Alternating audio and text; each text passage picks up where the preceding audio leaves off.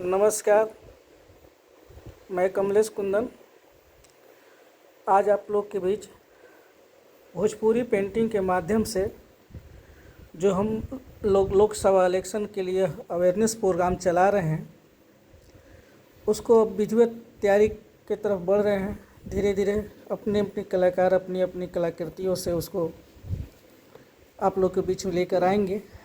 वैसे में इसके पहले भी आप लोग देखे होंगे कि मैं भोजपुरी पेंटिंग से अवेयरनेस प्रोग्राम के क्लिप के माध्यम से आप लोग के बीच में भेजा था और फिर ये आगे अभी और तैयारी हो रही है। चूँकि अभी हम लोग का लंबा प्रोग्राम है इसके माध्यम से और अभी समय है उसके मुताबिक हम लोग भोजपुर को जितने भी लमसम कोशिश करेंगे कि हम हर नागरिक को जागरूक करने का प्रयास करें कि वो अपना बहुमूल्य वोट बेकार न जाने जाए।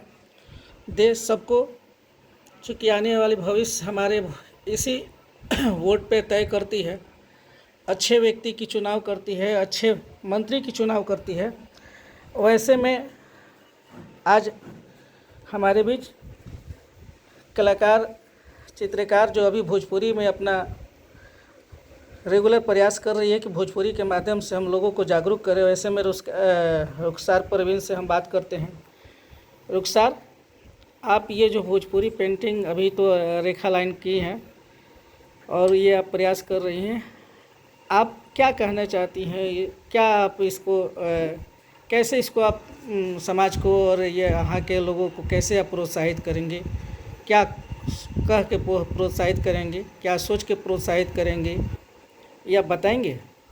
1 जून को हमारा जो भोजपुर में इलेक्शन वोटिंग होने वाली है उसके लिए हम लोगों को जागरूक कर रहे हैं भोजपुरी पेंटिंग के थ्रू, ताकि कोई भी हमारा वोट वेस्ट ना जाए।